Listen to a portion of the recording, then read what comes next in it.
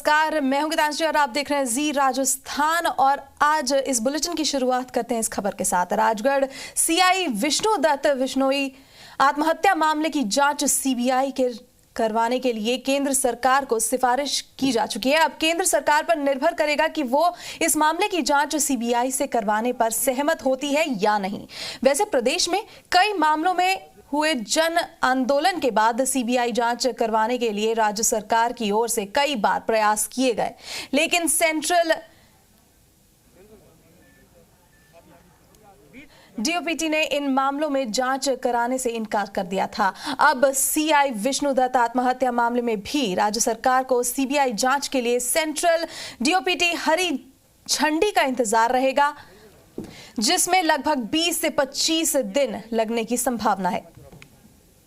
चूरू के राजगढ़ थाने के सीआई विष्णु दत्त की आत्महत्या का मामला अब सीबीआई जांच के लिए भारत सरकार के पास भेजा जा चुका है। भारत सरकार इस पर निर्णय करेगी कि मामले की जांच सीबीआई से करवाई जाए या नहीं।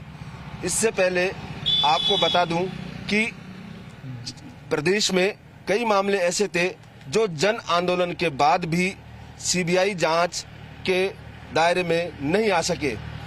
सबसे पहले 2009 में गंगानगर के चक राजासर में 4 जनों की सामूहिक हत्या हुई थी।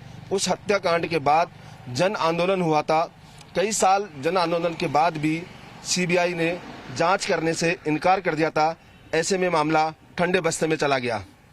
उसके बाद वर्ष 2016 में बाड़मेर में जो दलित छात्रा डेल्टा मेघवाल, उसकी संदिग्ध अवस्था में मृत पाई गई थी और उस मामले की जांच की सीबीआई मांग की जांच की गई थी और जबरदस्त आंदोलन हुआ था, लेकिन वो मामला भी फिलहाल ठंडे बस्ते में है।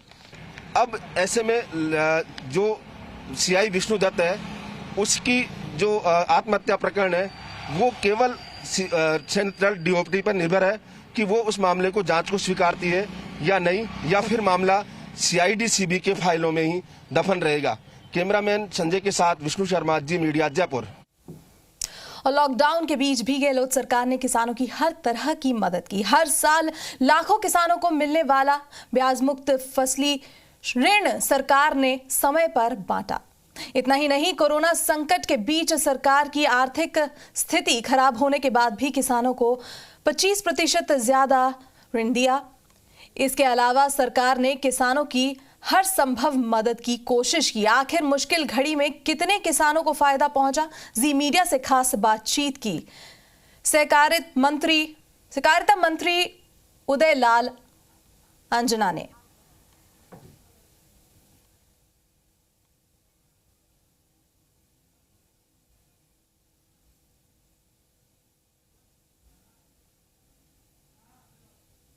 वासुदेव देवनानी और वर्तमान में शिक्षा मंत्री गोविंद सिंह डोटासरा के बीच जिस तरह के उन्होंने आरोप लगाए, ट्विटर पे डोटासरा की तरफ से जवाब भी दिया गया है।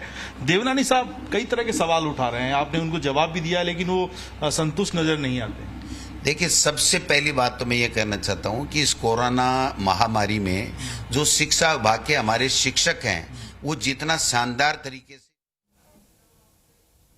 लॉकडाउन में बेरोजगारी की मार झेल रहे लोगों की मदद के लिए सरकार की ओर से कराए जा रहे नॉन एनएफएसए सर्वे में बड़ी संख्या में लोग रजिस्ट्रेशन करा रहे हैं। जयपुर में पोर्टल पर अब तक 1.10 लाख लोग रजिस्ट्रेशन करा चुके हैं। नगर निगम कमिश्नर विजयपाल सिंह ने कहा है कि 36 श्रेणियों में ये सर्वे किया जा रहा है।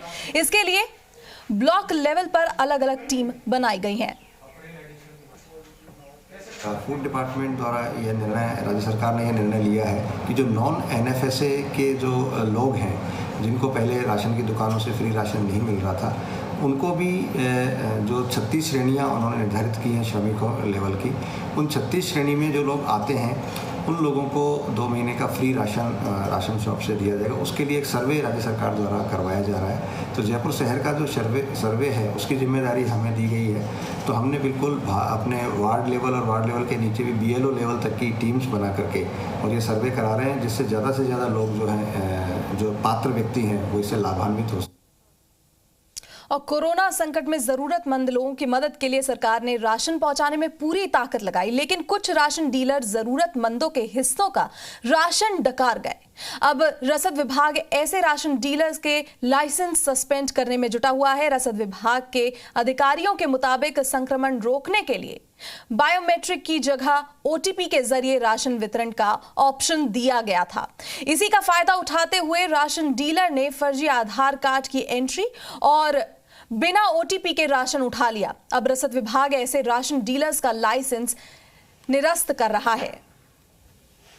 कोरोना और लॉकडाउन के बीच लोगों की रोजी रोटी पर संकट आ गया है। सरकार हर संभव मदद भी कर रही है, लेकिन राशन डीलर है गरीबों का हक का निवाला डकारने में कोई कसर नहीं छोड़ रहे हैं। ये खेल लॉकडाउन में ही नहीं हुआ है, ये खेल पिछले जब से पॉश मशीन की शुरुआत हुई तब से खेल चल रहा है और आज भी बदस्तूर ये जारी है। यानी कि राशन डीलर है, उन्होंने जब इस पॉश मशीन की शुरुआत हुई उस समय राशन कार्ड नंबर तो पोस्ट मशीन में डाले, लेकिन आधार है वो खुद का फीड किया। अब ये खेल चल रहा है कि राशन जयपुर सहित पूरे प्रदेश भर में जो गरीबों का गेहूं है वो राशन डीलर डकार रहे हैं, खुद का पेट भर रहे हैं, और जब उपभोक्ताओं के मोबाइल पर मैसेज पहुंच रहा है तो उसे पता चल रहा है कि उसका गेहूं तो उठ चुका है। लेकिन ऐसे राशन डीलर्स की जो फहरिस्त है बड़ी लंबी है और सख्त कार्रवाई की भी इसमें जरूरत है। कैमरामैन संजय कुमरे के साथ दीपक गोयल, जी मीडिया, जयपुर। और मुख्यमंत्री ने मिस्ट्री ऑफ कोरोना पुस्तक का विमोचन किया है। सीएम गहलोत ने होम्योपैथी चिकित्सक डॉक्टर अजय यादव द्वारा लिखित पुस्तक मिस्ट्री ऑफ कोरोना का विमोचन किया। डॉक्टर यादव ने बताया कि उन्होंने 44 कोरोना संक्रमितों का होम्योपैथी के माध्यम से इलाज किया था। इस पुस्तक में इन मरीजों के इलाज के दौरान सामने आए अनुभवों और कोरोना वायरस पर किए गए शोध के बारे में जानकारी दी गई है। इस मौके पर कॉलेज शिक्षा आयुक्त प्रदीप कुमार बोरट भी उपस्थित थे।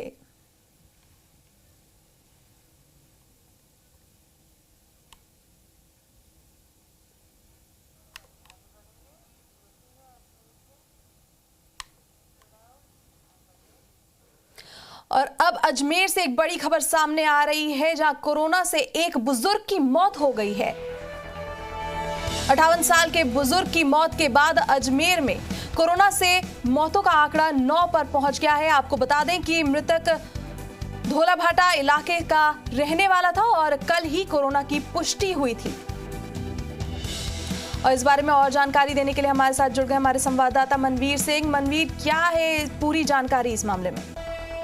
देखिए, अजमेर के अंदर जिस तरीके से कोरोना के लगातार पॉजिटिव मरीज सामने आ रहे हैं और उसके बाद में अगर मौतों की संख्या का आंकड़ा जो है वो लगातार बढ़ता है तो कहीं ना कहीं बड़ी चिंता का विषय है। आज सुबह एक और कोरोना पेशेंट की मौत की पुष्टि अजमेर में हुई है। ये 58 वर्षीय बुजुर्ग हैं जिनकी कल ही कोरोना की पुष्टि हुई थी और ये अजमेर के धोलाबाटा इलाके के रहने वाले थे। इनके साथ इस मौत के साथ ही अब अजमेर के अंदर कोरोना से हुई मौतों का जो आंकड़ा है वो 9 पर पहुंच गया है। और वहीं अगर कोरोना पॉजिटिव की संख्या की हम बात करते हैं तो वो 363 पर पहुंच चुकी है। तो कहीं ना कहीं ये कहा जा सकता है कि अजमेर में जितने उपाय किए जा रहे हैं कोरोना को नियंत्रण करने के, वो कहीं प्रभावी होते हुए नजर नहीं आते हैं।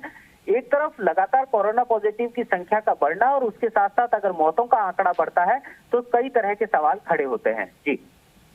जी, शुक्रिया मनवीर आपका बहुत बहुत इस जानकारी के लिए।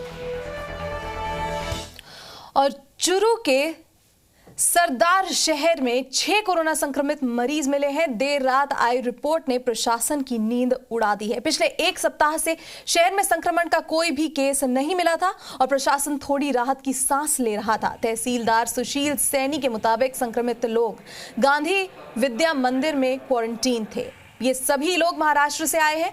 लोगों के क्वारंटीन होने की वजह से संक्रमण फैलने का खतरा काफी कम है।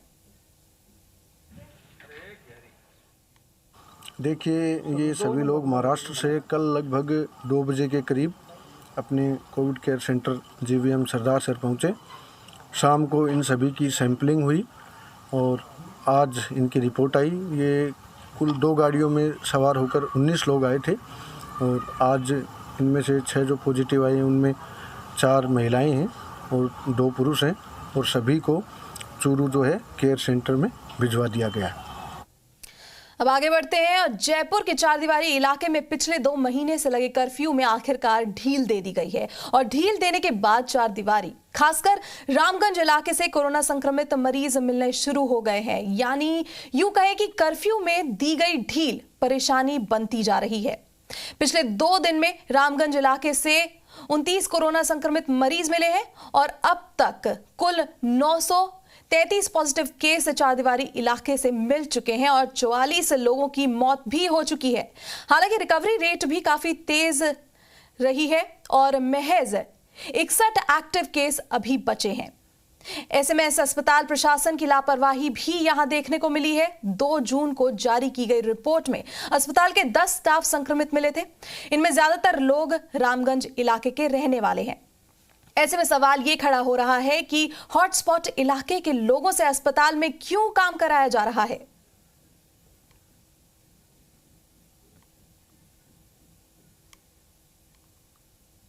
कल भी हमारे पास परसों भी 4 केस हमारे पॉजिटिव थे। कल भी हमारे रामगंज क्षेत्र 0 एक भी केस नहीं आया। 4 केस पॉजिटिव थे। आज भी हमारी स्थिति काफ़ी स्थिर है। आज भी वहाँ केस ज़्यादा नहीं है। हमें पूरा विश्वास है पुलिस प्रशासन और मेडिकल टीम के हम तीनों मिलकर वहाँ पर रामगंज के द्वारा हॉट सेंटर नहीं बनने देंगे। इसके बाद जो रामगंज क्षेत्र जो आए लोग काम करते रहे यहाँ पर, तो जो इन्फेक्शन है जो क्योंकि जो एक साथ जो एसएमएस में जो इन्फेक्शन आया वो एसएमएस क्योंकि रामगंज के अलावा बाहर के क्षेत्रों के लोग भी हैं जो एसएमएस के वर्कर हैं, तो इसमें संभावना ये है कि इनका इन्फेक्शन एसएमएस से ही इनको इन्फेक्शन प्राप्त हुआ है, न कि रामगंज से। अब बात करते हैं बांसवाड़ा की, जहां पर कोरोना संक्रमण रोकने के लिए केंद्र और राज्य सरकार की गाइडलाइंस की पालना नहीं हो रही है। लॉकडाउन में छूट मिलने के बाद बाजारों में भीड़ उमड़ रही है और शहर के व्यापारी दुकानों में बिना मास्क के बैठे सामने सामान बेच रहे हैं। आम जनता भी बिना मास्क लगाए बाजारों में घूम रही है, जिससे संक्रमण का खतरा बढ़ता जा रहा है। शहर के बैंक, सब्जी मंडी में भी सोशल डिस्टेंसिंग और गाइडलाइंस की धज्जियां उड़ती दिखाई दे रही हैं। केंद्र व राज्य सरकार ने जो गाइडलाइन दी है उसकी पालना बांसवाड़ा शहर में नहीं हो रही है। यहाँ पर जो लोग हैं और व्यापारी हैं वो इसकी पालना बराबर नहीं कर रहे हैं। कई शहर की दुकानों पर और बैंकों के बाहर लोगों की भारी भीड़ देखने को मिल रही है और सोशल डिस्टेंसिंग की पालना भी नहीं हो रही है। इतना ही नहीं, मोटरसाइकिल पर 3-3 सवारियां बैठ के ही जा रही है और बिना मास्क के भी लोग घूम रहे हैं, जिससे संक्रमण का भी खतरा बना हुआ है। कैमरामैन कुणाल त्रिवेदी के साथ अजय ओझा, जी मीडिया, बांसवाड़ा। और जयपुर के जनाना अस्पताल में अब कोरोना मरीजों के लिए प्लाज्मा तैयार किया जा रहा है। जरूरत पड़ने पर अब अस्पताल कोरोना मरीजों के लिए प्लाज्मा उपलब्ध करवा सकेंगे। इसके साथ साथ प्रसूताओं और नवजात बच्चों के लिए भी खून से संबंधित समस्याओं का अस्पताल में ही समाधान हो सकेगा। अस्पताल की अधीक्षक पुष्पा नागर ने जी मीडिया को बताया कि आखिर कैसे अस्पताल में प्लाज्मा तैयार किया जा रहा है।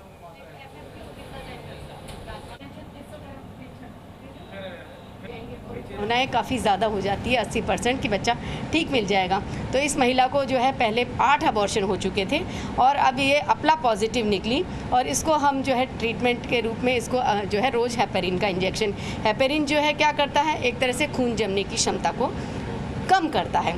तो जो बच्चे की तरफ खून की सप्लाई हो रही है उसको वो बाधित नहीं होती है और वो चलती रहती है। तो ये महिला अचानक कल डिलीवरी के दर्द के साथ एडमिट हो गई और इसने कल शाम को भी है ना जो हेपेरिन का इंजेक्शन लगाया था। हालांकि पूरा टाइम नहीं हुआ था डिलीवरी का, तकरीबन 8 महीने निकले थे, उसमें 2-4 दिन बचे हुए थे, पर ये लेबर में चली गई, दर्द चालू हो गए इनको। तो फिर इनको जो है तत्काल हमें यहाँ की जो है बिल्कुल उपयोग में आ गई कि हमने जो है 4 बैग इसको जो है यूनिट्स हमें इसको है ना FFP के चढ़ाए। और देश अनलॉक फेज 1 में प्रवेश कर चुका है, लेकिन अभी भी होटल और रेस्टोरेंट पर ताले हैं। लॉकडाउन अवधि में देश और प्रदेश का होटल व्यवसाय बुरी तरह से प्रभावित हुआ है। केंद्र सरकार 8 जून से रेस्टोरेंट्स और होटल खोलने की तैयारी में है, लेकिन सुरक्षा मापदंडों के आधार पर इनका खर्चा बढ़ना तय है। प्रदेश के होटल कारोबारी संगठनों का कहना है कि करीब 1 दर्जन अनुमतियां राज्य और केंद्र सरकार से होटल कारोबारियों को लेनी होती है। इनमें अधिकतर की फीस बेहद ज्यादा है। मार्च महीने के अंत से अब तक किसी भी तरह की आय होटल संचालकों को नहीं हुई है।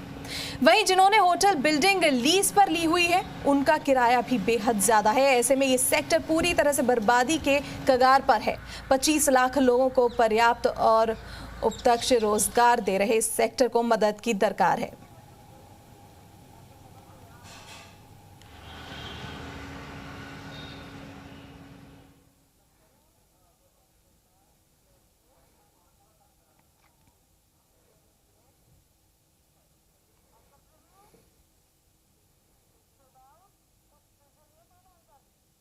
और जैसे कि आप सब जानते हैं कि आज विश्व पर्यावरण दिवस के मौका है और ऐसे मौके पर लोकसभा स्पीकर ओम बिरला ने लोगों से प्रकृति को बचाने की अपील की है। ओम बिरला अपने निवास पर पौधे लगाकर पर्यावरण के लिए पेड़ पौधों के महत्व का संदेश दे रहे हैं। आप देख सकते हैं ये सीधी तस्वीरें जहां लोकसभा स्पीकर ओम बिरला प्रकृति को बचाने की अपील कर रहे हैं। ओम बिरला अपने निवास पर ही पौधे लगा रहे हैं।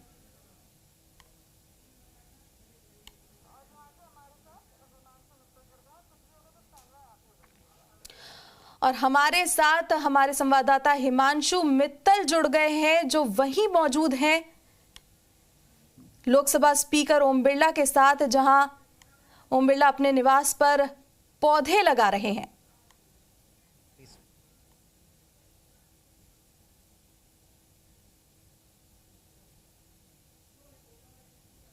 लोकसभा स्पीकर ओम बिरला इस वक्त यहाँ पर अपने निवास पर हैं और आज भी जैसा कि विश्व पर्यावरण दिवस है तो निश्चित तौर पर एक संदेश होता है, संदेश बहुत खास है जो खुद लोकसभा स्पीकर ओम बिरला कोटा से दे रहे हैं। साहब, विश्व पर्यावरण दिवस है और आज बहुत अहम संदेश आपकी तरफ से मिल रहा है पौधा लगा करके। निश्चित तौर पर जरूरत भी आज पर्यावरण को बचाने की है। ये सारा विश्व पर्यावरण के विषय पर एक लंबी चर्चा कर रहा है, बहस कर रहा है। भारत ने इस पर्यावरण को लेकर कई महत्वपूर्ण कदम उठाए हैं। विश्व के कई मंचों पर माननीय प्रधानमंत्री जी ने भी देश के पर्यावरण को सुरक्षित रखने के विषय पर एक विश्वव्यापी पहल की है। संसदीय स्तर पर भी हमारी जब बेलग्रेड के अंदर इंडियन पार्लियामेंट यूनियन की बैठक हुई थी जिसमें 196 देशों ने भाग लिया था, उस समय भी पर्यावरण को सुरक्षित रखने के लिए क्या क्या उपाय देश अपना सकता है, किन किन देशों ने पर्यावरण के बारे में अच्छा काम किया है, संसदों ने अच्छा काम किया है, इस पर एक लंबी डिबेट हुई, लंबी चर्चा हुई और एक संयुक्त रूप से सभी देशों ने संकल्प लिया कि हम हमारे देश के अंदर पर्यावरण सुरक्षित रखने के लिए विश्वव्यापी मापदंड अपनाएंगे। क्योंकि आज देश के अंदर पर्यावरण सुरक्षित रखने के लिए हम सबका संकल्प है और इसलिए मैं देश की जनता को आह्वान करना चाहता हूँ कि जिस तरीके से आपने लॉकडाउन के अंदर जब लोग घरों पे रहे तो किस तरीके से हमने कई नदियाँ साफ़ होती देखी, कई पक्षी सड़कों पर घूमते देखे। ये सब पर्यावरण पर निर्भर है। सुरक्षित पर्यावरण व्यक्ति को सुरक्षित रखने का सबसे महत्वपूर्ण पहलू है। इसलिए हमें कोशिश करना चाहिए कि हम हमारे देश के पर्यावरण को शुद्धता करने के लिए संकल्प करें और ये देश जब संकल्प करता है तो निश्चित रूप से हम पर्यावरण को सुरक्षित रखेंगे और पर्यावरण सुरक्षित रहेगा तो मनुष्य भी सुरक्षित रहेगा। बहुत बहुत शुक्रिया हमसे बात करने के लिए। तो अभी ना लोकसभा स्पीकर ओम बिरला जो कहीं ना कहीं बेहतर जो संदेश है वो यहाँ पर दे रहे हैं, संदेश दे रहे हैं पर्यावरण बचाने का। कहीं ना कहीं ये एक अहम संदेश है कि संकल्प लेना होगा देश के हर शख्स को और संकल्प देश जब लेता है तो निश्चित तौर पर बदलाव आता है और जो बदलाव है वो निश्चित तौर पर महसूस किया जा सकता है। लॉकडाउन के दौरान जब पूरी तरह से व्हीकल्स बंद रहे तो कहीं ना कहीं एक बड़ा एनवायरनमेंट में चेंजेस जो है वो निकल करके आए। और अब कहीं ना कहीं आज फिर विश्व पर्यावरण दिवस है और इसको लेकर के वर्ल्ड पूरे वैश्विक स्तर पर कहीं ना कहीं अब जो मंथन है वो शुरू हो गया और सरकार भी कहीं ना कहीं अब इसको लेकर के कोई ना कोई इनिशिएटिव लेगी। ये संदेश निश्चित तौर पर एक अहम है जो लोकसभा स्पीकर की तरफ से कोटा से निकल करके आ रहा है। जी शुक्रिया आपका पूरी जानकारी के लिए। अब चलिए आपको सीधा लेकर चलते हैं जयपुर, जहां पर हमारे चिकित्सा मंत्री रघु शर्मा जो है वो दिख रहे हैं, वो वृक्षारोपण कर रहे हैं। देखिए सीधी तस्वीर।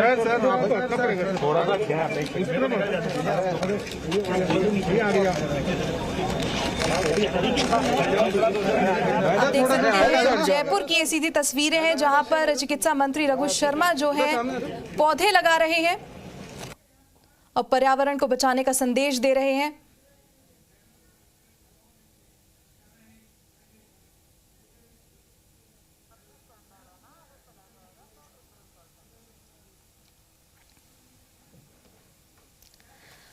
और आज पर्यावरण दिवस है, ऐसे में बहुत ही अच्छा पॉजिटिव संदेश दे रहे हैं जयपुर से चिकित्सा मंत्री रघु शर्मा जो पौधे लगा रहे हैं।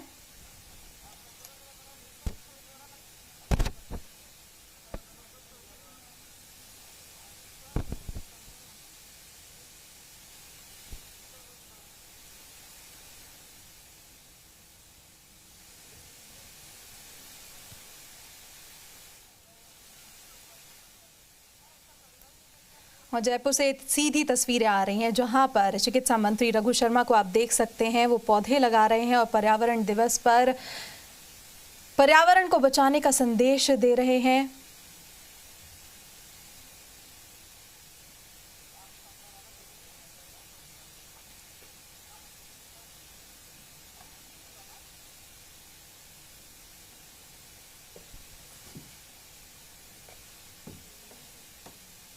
और आज विश्व पर्यावरण दिवस है और इस मौके पर हम आपको सीधी तस्वीरें दिखा रहे हैं जयपुर की,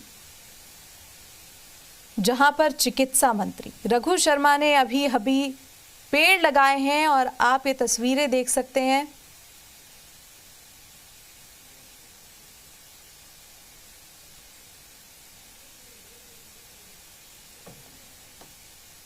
वो यहाँ देखिए किस तरह से पौधे गिफ्ट किए जा रहे हैं विश्व पर्यावरण दिवस पर और एक बेहद महत्वपूर्ण संदेश दिया जा रहा है कि पर्यावरण को सुरक्षित रखना चाहिए।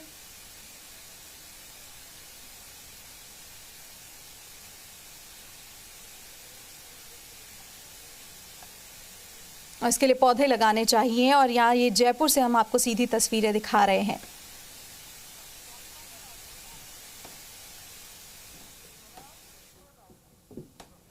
और फिलहाल यहाँ रुकेंगे एक छोटे से ब्रेक के लिए। ब्रेक के बाद जल्द ही लौटेंगे, बने रहिए हमारे साथ।